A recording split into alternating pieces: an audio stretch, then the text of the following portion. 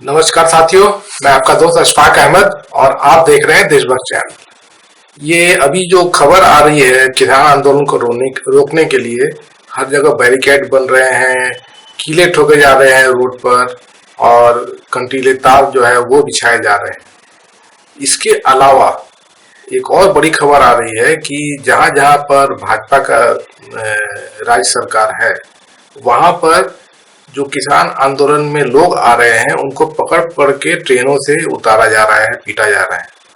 तो राजस्थान से खबर आई क्योंकि राजस्थान में भाजपा की सरकार है। मध्य प्रदेश से खबर आई क्योंकि वहां भी भाजपा की सरकार है कि जो कर्नाटक से किसान आ रहे थे तो मध्य प्रदेश में जैसे ही पहुंचे तो वहां पर स्टेशन पर पुलिस पहले से खड़ी और सबको ट्रेन को रोक के और सबको उतार लिया गया। तो इस तरह का मोदी जी चाल चल रहे हैं। तो मोदी जी का डरना वाजिब है।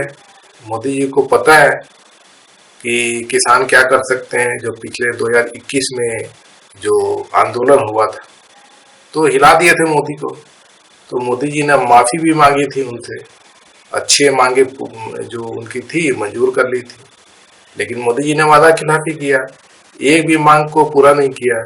ना एमएसपी की गारंटी दी, ना अजय मिश्रा टैनी को गिरफ्तार किया, ना किसानों के जो केस थे वापस लिए गए और ना कर्जा माफी हुआ। तो पूरे बिजली का भी मामला था, बिजली बिल का, तो वो भी नहीं हुआ। कुछ भी नहीं किए मोदी जी ने। और ये देखिए कितने 3 साल निकल गए।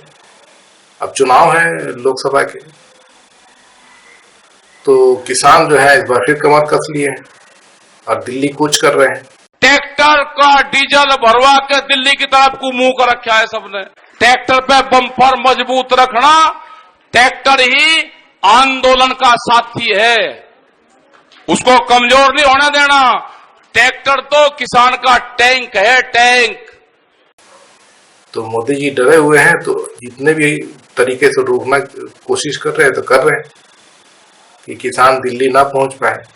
लेकिन पिछले बार भी तो किया था, पिछले बार भी तो पूरे कटीले तार बिछा दिए थे, रोडों पर कीले ठोक दिए थे और बैरिकेड लगाए हुए थे और इसी तरीके से लोगों को रोकने की कोशिश किए थे पूरे देश में।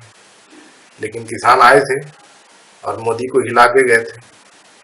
तो इस बार भी वही होगा, क्योंकि किसान एक बार खूंटा गाड़ लेता है तो फिर कोई नहीं उखाड़ सकता है, वो सीधे उखाड़ के ही फेंकते हैं किसान। तो वही चीज होगा। तो जितना मोदी जी कोशिश करेंगे, किसान जो है वो हार नहीं मानते हैं। तो पिछले बार के जो ये आंदोलन हुआ था किसानों का, तो उसमें भी एक दूसरा चीज था कि तोड़ो, कोई भी आंदोलन को तोड़ना है तो उनको क्या करो कि लोगों को विभाजित करो। तो इन लोग चालू किए कि जो कि पंजाब की तरफ से आ रहे थे तो उनको बोले कि अरे ये तो खालिस्तानी है, पाकिस्तानी है। और दूसरे जो और किसान होंगे दूसरी जगह से आ रहे होंगे, दूसरे प्रदेश से आ रहे होंगे, उनको ये डिवाइड करने की कोशिश की गई कि अरे ये तो छोटे किसान है, ये बड़े किसान है, ये तो ट्रैक्टर वाले हैं, ये ट्रैक्टर वाले नहीं है, अलग अलग बहुत तरह से कोशिश की है। लेकिन किसान टूटे नहीं थे, आंदोलन तो चला था। और उसमें एक बहुत बड़ी बात हुई थी कि दिसंबर 2021 एकदम कड़ाके की ठंड, और ये जो नहीं जनवरी की बात है कि 26 जनवरी को एक तो लाल किले पर जो किसान पहुंच गए थे और उसके बाद से किस तरीके से फायरिंग वायरिंग भी हुई है, किसान भी मरा था और बहुत सारे लोगों को पकड़ा गया था। तो मालूम चला था कि जो पहुंचे थे तो उसमें तो भाजपा के ही लोगों ने कुछ किसानों को बगला के और लाल किले पहुंचा दिया था। और जो असल जो भाजपा जो किसान जो नेता थे उनकी तो एकदम सख्त हिदायत थी कि 26 जनवरी को ये जो बैरिकेड जब उनका मतलब किसानों का ये था कि बैरिकेड खोला जाए, सरकार खोले तब किसान दिल्ली के अंदर जाएंगे, नहीं तो नहीं जाएंगे। तो पहले मान लिए थे शर्त और कि बैरिकेड खोल देंगे, बाद में खोला नहीं तो किसान नहीं गए थे।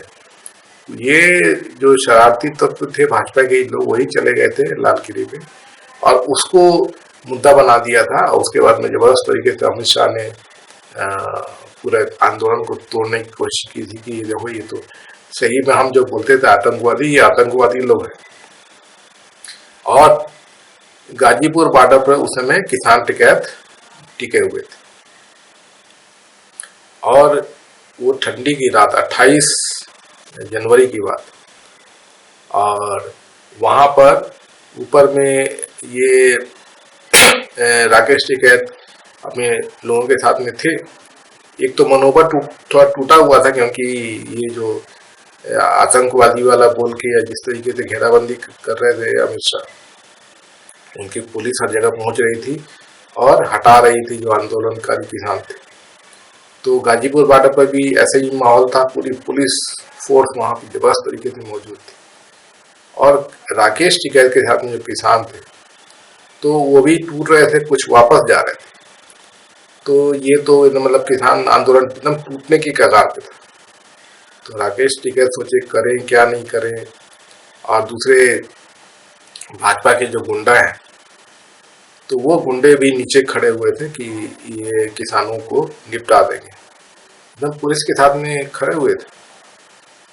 तो राकेश टिकैत रोए, उनका वीडियो जो वायरल हुआ, और फिर जो किसान जो उनके गांव और पूरे वेस्टर्न यूपी के थे एकदम राकेश टिकैत की बात सुने, उनका रोना देखे और वो निकल लिए और दूसरे दिन माहौल बदल गया।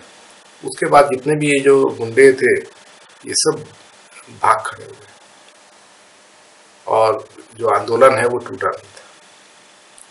तो ये बहुत बड़ी घटना थी और उसी के चलते फिर राकेश टिकैत किसानों में भी सबसे बड़े नेता बन गए, क्योंकि किसानों का तो अलग अलग किसान मोर्चा थे, अलग अलग किसान में संगठन थे, तो वो पूरे जो मिल के काम करते थे। तो राकेश टिकैत का भी जो उनका संगठन है तो वो भी उसमें से एक था।